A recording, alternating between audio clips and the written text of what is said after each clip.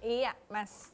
Sekop apa ya? Bukan sebiji kopi. Kayaknya kalau sebiji nggak mungkin ya. Kalau ketahui kalau segala sesuatu yang satu tuh nggak enak. Semua senangnya enaknya bersama-sama ya. Bersama-sama, Kiki enak bareng, hujan. Nasi kalau cuma satu juga nggak enak bareng-bareng. Jadi bukan sebiji kopi ya? Biji kopi. Biji-biji kopi dari pohon, terus kemudian diproses itu gimana sih Mas? Sampai nyampe ke cangkir. Sampai akhirnya ada di cangkir dan diseduh. Prosesnya cukup panjang, cukup labor intensif. Mulai dari biji yang sudah matang benar dipetik, lalu diproses. Prosesnya macam-macam. Ada yang cuma dijemur aja, lalu dikupas. Setelah dikupas kita sangrai. Setelah kita sangrai biasanya diseratin dulu beberapa saat. Baru kita giling, kita seduh, terus kita minum. Ada yang dibiarkan bertahun-tahun, katanya beberapa puluh tahun gitu. Ada. Kebetulan ada satu roaster di kota saya di Bandung yang emang trademarknya seperti itu dan dia jadi salah satu kekayaan kota. Iya, saya tahu persis itu. Jadi cara pengolahannya beda. Cara pengolahan beda. Jadi biji kopi yang dia pakai itu dia peram dulu, dia simpan dulu selama 3 sampai 7 tahun. Baru dia sangrai. Jualannya gimana? Tapi enak banget, betul enak banget. Saya sering minum itu. Ketika kopi di Indonesia mulai booming, saya sering nanya, Pak, nggak takut Pak sama kompetitor? Jawabannya simpel, siapa yang cukup gila nahan duit seperti saya di saat ini? Cuma 7 tahun itu long time loh. Sekarang dia nyimpen nanti akan dipakai di 7 tahun mendatang. Karena itu sekarang harga kopinya murah meriah. Kenapa? Karena kita pakai harga kopi 7 tahun yang lalu. Bisa aja nih. Cuman masalahnya harus ada catatan, di situ ada peran namanya peasant dan farmer.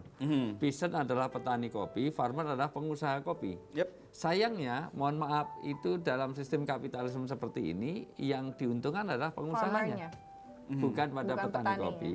Maka kepedulian kita kepada petani kopi kayak Mbak Milani itu menjadi hal yang sangat penting.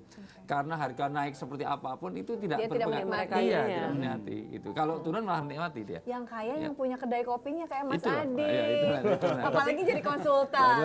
Tapi ada satu cerita menarik. Kalau kita ke Takengon, harga kopi dunia itu kan ditentukan di New York. Ada satu bursa si kopi. Di sana bahkan yang metik pun sadar dengan naik turunnya harga. Jadi ketika harga naik, biasanya mereka akan minta kenaikan. Jadi, tapi kesadaran itu sampai ke petani Indonesia nggak ya? Itu di Banda Aceh, di Takengon. Takengon ya? Di Indonesia, di Bener Meriah. Tempat-tempat lain? Tempat-tempat lain belum. Cuman Aceh doang, kan Aceh terkenal juga dengan kopi gayonya gitu kan? Yes. Iya, luar biasa. Pembelajaran yang luar biasa dari kopi ya. Satu, bahwa kepedulian kepada orang petani, orang kecil itu yang membuat keberkahan di negeri ini.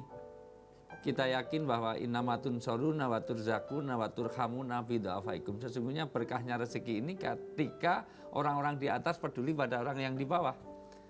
Hari ini ikatan orang atas dan orang bawah itu kurang. Padahal negeri ini kalau pengen diberkahi harus ada doa orang-orang bawah. Orang bawah sekarang banyak doa, tapi doanya jelek. Mudah-mudahan segera jatuh, mudah-mudahan segera stroke itu semuanya. Artinya apa? Pemimpin yang baik itu kalau didoakan baik oleh yang dipimpin. Demikian juga yang dipimpin itu akan jadi baik itu kalau yang dipimpin diperhatikan oleh pemimpinnya. Maka dari kopi sebetulnya ada pembelajaran bagaimana kita membuat relasi yang baik. Hubungan yang betul-betul membawa berkah. Kedua, dari kopi tentu ada nilai ekonomi yang seharusnya memang ini menjadi perhatian khusus bahwa kita kan sedang giat-giatnya ekonomi kreatif segala macam. Why not kopi kita tidak bisa bersaing dengan, mohon maaf tidak saya sebut namanya. Kadang-kadang kopi kita satu gelas itu cuma 3-4 ribu, tapi begitu latte kecil itu bisa 52 ribu. Padahal rasanya belum tentu. Ini dibelikan oleh kopi Jawa bisa dapat 1 ember itu semuanya itu. Nah, tapi kenapa kita tidak bisa membuat itu? Harusnya ini hanya masalah sebetulnya mindset kok sebenarnya. Gaya hidup. Jadi kadang-kadang gaya hidup itu kalau ini 3.000 50.000, yang kita beli sekarang adalah 43.000. Kita tidak makan gengsi, tidak minum gengsi. Kita minum kopi. Hari ini teman mahasiswa lebih terpengaruh pada minum gengsi, bukan minum kopi. Demikian juga kita ini kadang-kadang bukan makan nasi tapi makan gengsi, itu yang harganya jadi mahal tadi. Dan yang ketiga, fungsi kopi mudah-mudahan itu menjadi ajang silaturahim yang baik. karena kenyataannya mengalami distorsi, orang sekarang kasus cyanida sampai sekarang tidak selesai. Iya kan gitu. Dan manfaat kopi yang terbaru yang saya baru nemu ini, Apa itu? itu ternyata untuk obat diet yang bagus.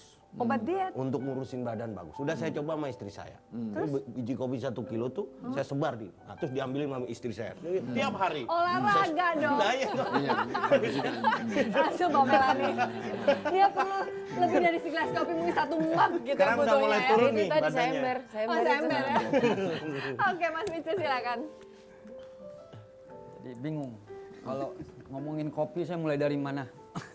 Banyak Penikmat banget cerita kopi di juga balik ya? Dari mana sih Nair? Ya, banyak banget. Itu aja. Ngomongin kopi dari mana? Ya, dari situ, Dari dari mana situ. sih Banyak Nair? banget ceritanya, banyak banget. Tadi yang belum disentuh sama sekali tadi budaya. Budaya. Sebenarnya kopi itu udah membentuk satu budaya. Betul. Indonesia, mungkin dunia ya, udah dunia lah kopi itu budaya.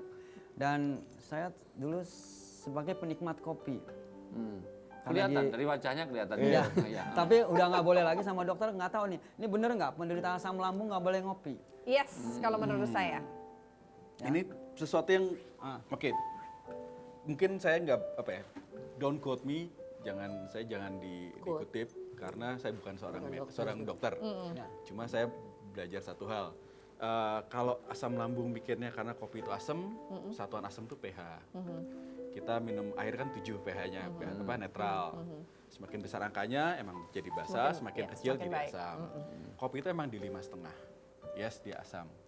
Tapi kalau kita minum minuman soda dalam kaleng itu sodanya Sama juga. itu 3,5 loh, Sama lebih juga. asam loh. Iya. Jadi kalau kita melintir minum kopi tapi nggak melintir minum minuman soda dalam kaleng, Sama artinya bukan juga. asamnya. Jadi, Nah, terus apa gitu?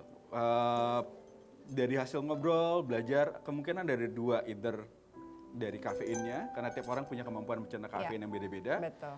atau karena asam klorogenatnya. Iya. Asam klorogenat itu di tanaman kopi juga berfungsi sebagai metode bela diri dia. Tapi yang menarik sekarang orang mulai minum kopi yang belum disangrai dengan alasan kesehatan.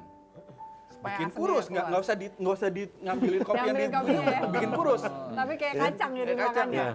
Itu dia ngejernya emang rantai asam klorogenatnya yang katanya itu adalah antioksidan yang sangat baik. Katanya. Oke, tapi yang jelas kalau menurut pengalaman pribadi saya karena saya punya penyakit lambung, asam lambung saya tinggi, jadi sama sekali dihindari minuman bersoda itu for sure, any kind, apapun jenisnya, plus dengan kopi. Nah, jadi intinya satu kenikmatan dunia saya sudah dicabut. Iya. Satu Wih. kenikmatan. Kopi itu kenikmatan benar. Ntar lagi satu Jujur. lagi nih. Saya ngiri banget kalau orang ngumpul iseng ngopi. mencoba sesuatu enggak? Nah, Coba kalau dulu biasanya ngopi yang sasetan atau biasa robusta, Ya. coba pindah ke arabica karena arabica itu dia memiliki kandungan kafein setengah dari robusta. Oke. ini juga nih kalau cara pengolahan robusta sama arabica tahu nggak? Nggak tahu. Kalau robusta tuh ya, kalau ngaduk dari kiri ke kanan, kalau arabica dari kanan ke kiri. itu Mas Bisa. Oke. Nih, kata Mas Mica, penderita asam lambung tidak boleh ngopi. Jadi satu kenikmatan dunia telah dicabut dariku. Hiks. Tapi ternyata Mas Adi sudah memberikan solusinya dan semoga bisa dinikmati ya. Dan tentu saja nih, solusi dari UI juga disampaikan. Jangan berlebihan. Segala sesuatu yang berlebihan itu insya Allah tidak akan baik hasilnya ya Wi ya. Ya. Baik, terima kasih Mas Adi, Mbak Melani sudah hadir di sini.